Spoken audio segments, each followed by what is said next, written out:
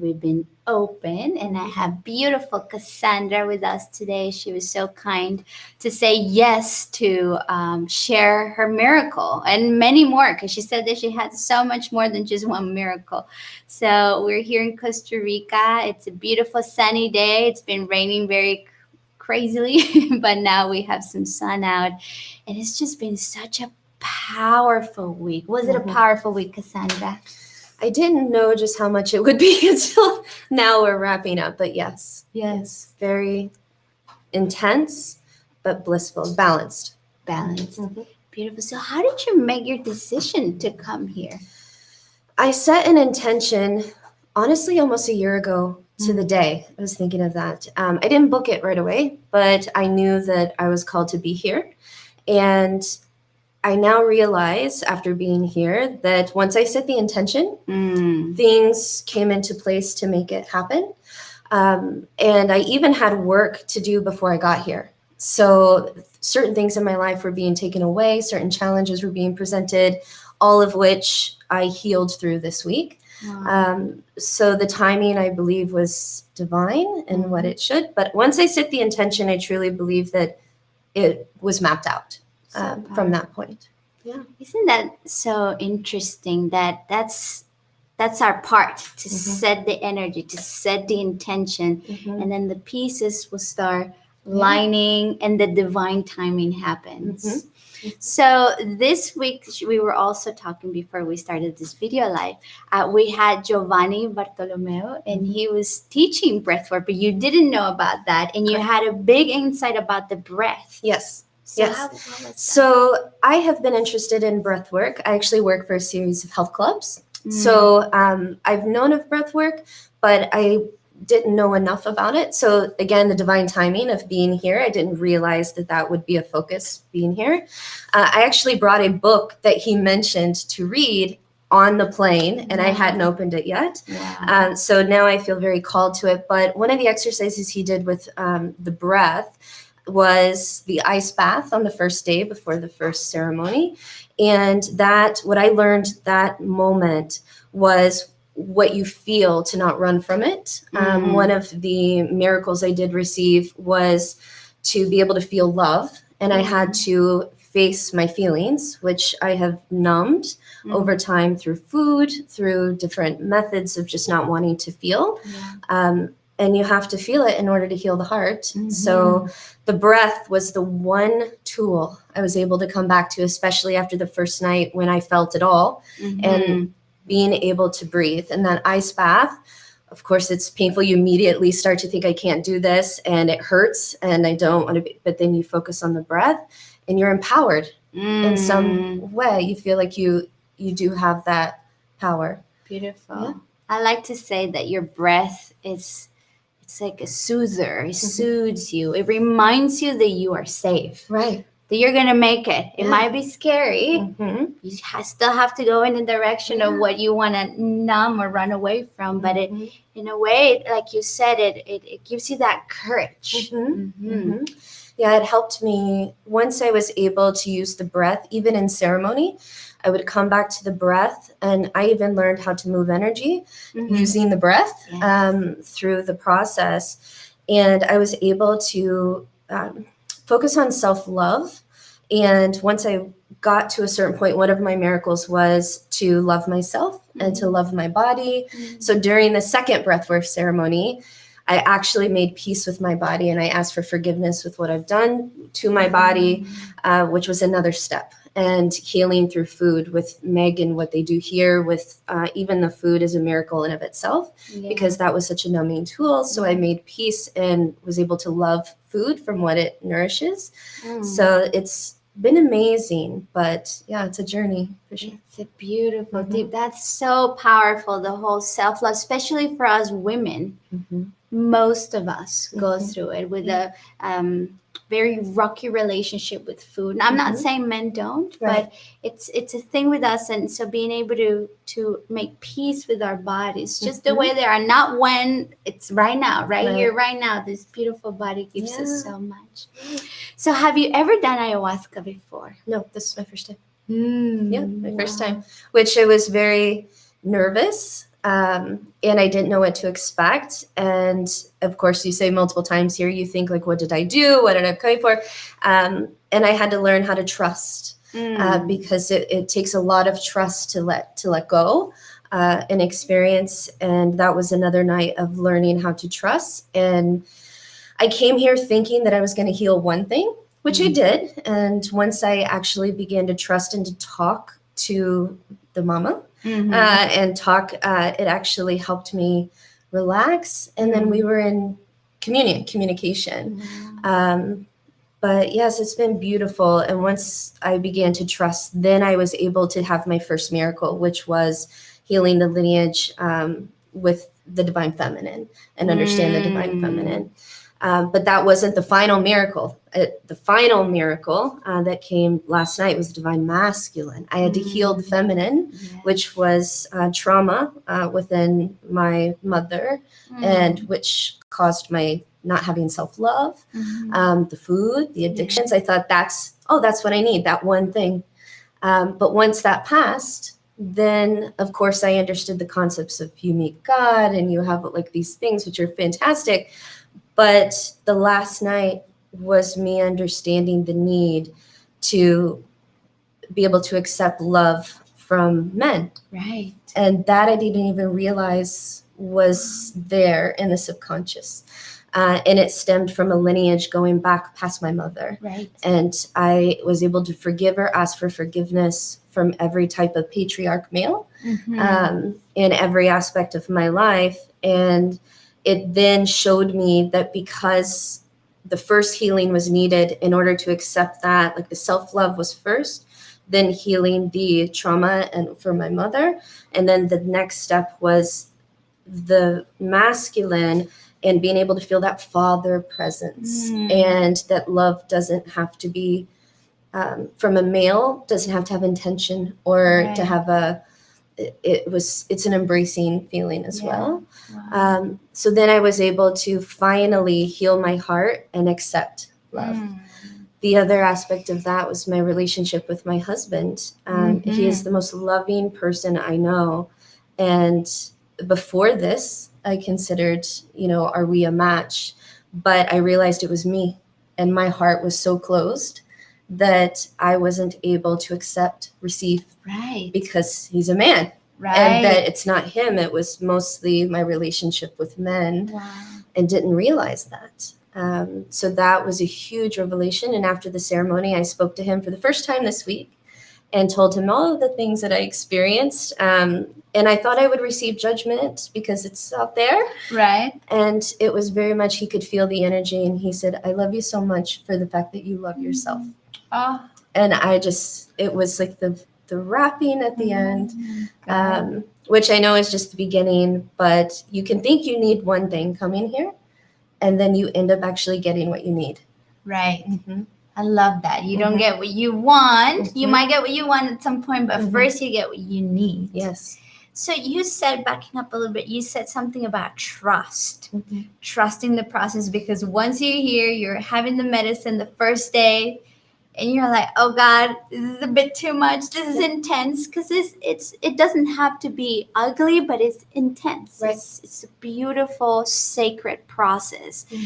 And that word trust is so important. So how, if there's an answer to this, because sometimes it's so, you can name it, but if you could name it, if you can put words, how did you trust?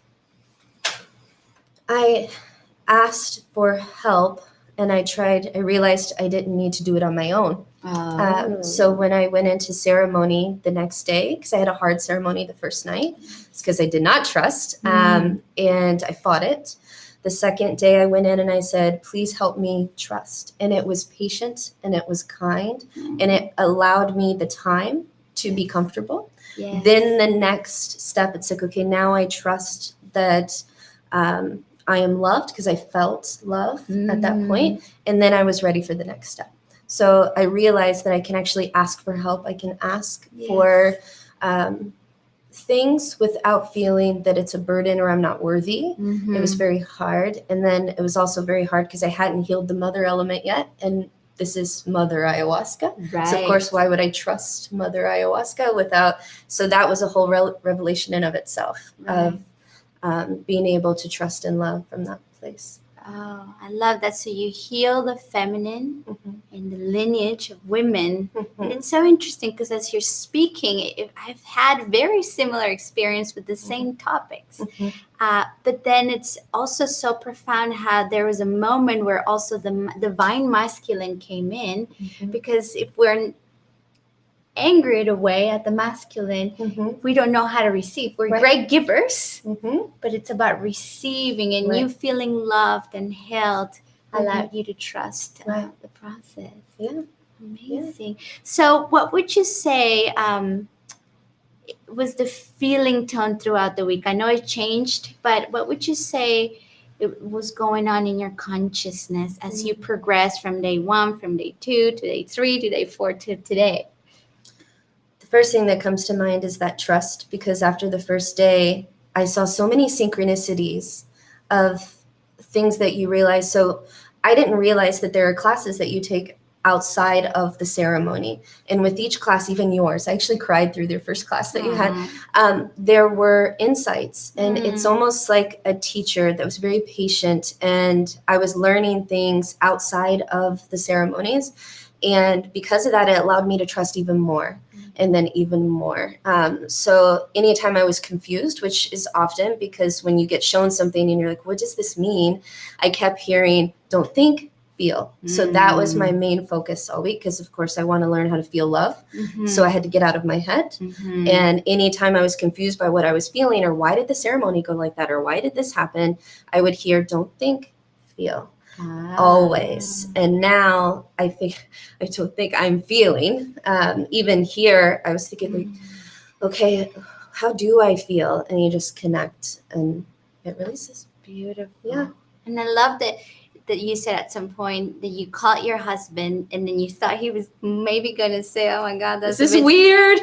But he got it. He got your energy. And that's the beauty when you're coming from here. You're speaking from the heart. So even if you are saying things a bit too much or out there, the other person can feel the vibration when it's coming from that feeling and heart centeredness. Beautiful. So don't think, feel. I want to look at who is saying hi here. So I'm going to scroll back. Emily. Yes, Cassandra Newman sending love from your friends. Do you know Emily? Yes, I do. Awesome. We love you, said Samantha. Juan. Hola, Juan. Hi, Sherry. Clash, beautiful, divine, says Derek. Thank you, guys. If you're online, you can say a little hi there where you tuning in. So what would you say to someone that is kind of overthinking or overanalyzing whether to come or not to come? I would set the intention if you're called, set the intention, and then get out of your head and feel. And I truly believe now that if you are called, it will happen. And I know even I worried about like finances, right? And what's going on in the world, and it's not the right time. And but as soon as I set the intention, it happened and it aligned without me having to think about how to do it. I just trusted. But I would say that if called, or if you're watching this, which I have watched these, I truly believe there might be something just fluttering in your heart, and to ask yourself how you feel when you watch this. How do you feel when you look into it? And if it's something that inspires something, then follow it, and then go from there. Beautiful. So everything you share with us today, it's like a book. Are you ready to write that book? Oh boy. We shall see. I want to focus on the breath work. Right. I feel very, very called to that. And then who knows? I think that was another part I wanted to know in my life. What should I be doing, and what should my job be, and it really was just connect with your heart and your curiosity, and you'll be where you need to be. Beautiful. Yeah. Beautiful. And what would you say the facility here at Rythmia is? Did you like the food? Did you like the rooms? It was gorgeous. So I knew they were recently renovated, so I was excited to see that. And it's just beautiful. I mean, I actually took a lot of pictures throughout the week because I won't be able to see these plants, just even something basic as the greenery. Here I live in snow area, so I probably won't see it for a while. So then you have gratitude for every little thing. But the butterflies, there's probably a million butterflies here. It's just wonderful. We laid out at the pool today, which was very blissful, and it's just amazing. The massage, I just finished a massage before I got here. The services, the way you build the program to where you have massages and then even the cleanse, it happened in divine timing of exactly when I needed it within the whole program. So the way it's designed isn't just a ceremony and the plant medicine, it was all of it together. That was very healing. And what about community? Did you find people? Because this is what people say every week. I have found like my soul family. So how did you feel? Because you came here by yourself, right? I did. Yeah. So on the ride from the airport, I was feeling very alone because I was in a vehicle with a mother and a son, and then a husband and a wife, and I'm sitting there by myself. And then at dinner, I was by myself, and there was large groups. So I felt alone the first night.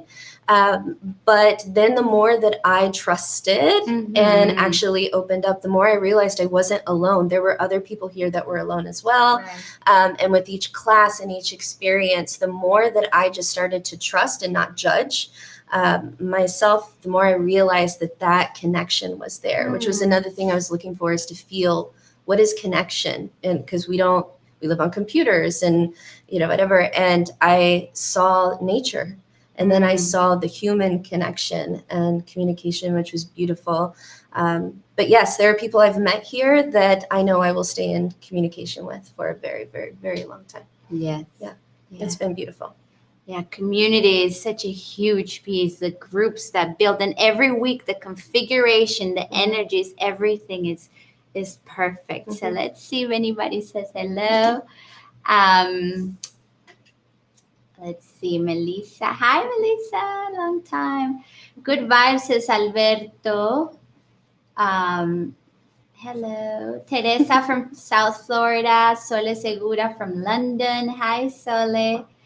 Hollis, thank you for sharing your experience. Pura Vida from Grand Rapids, Michigan. Danielle, it's a new moon tonight. Great to set new intentions. Yes. It's true. Thank you for that. All of us. Let's set some intentions because it's so powerful. And then trust. Right. Set the intention. Someone's like, I'm going to trust and let go. Yes. Because each time I would set an intention, I would think that I could map out, because I'm very much a journaler and a plan and a strategic planner. And I learned here, especially the first day, because nothing went according to plan. I was late to dinner. I didn't meet. I missed 5 minutes of the first class, and I was learning a lesson. And you don't plan, just trust. And then it ended up just flowing once I let go. But yes, it's a beautiful process. Wow, yeah. Cassandra, so many little nuggets of wisdom, or big nuggets of wisdom. Sole, what's the name of the program you're talking about? I'm not sure which program. Not sure. Did we mention a program?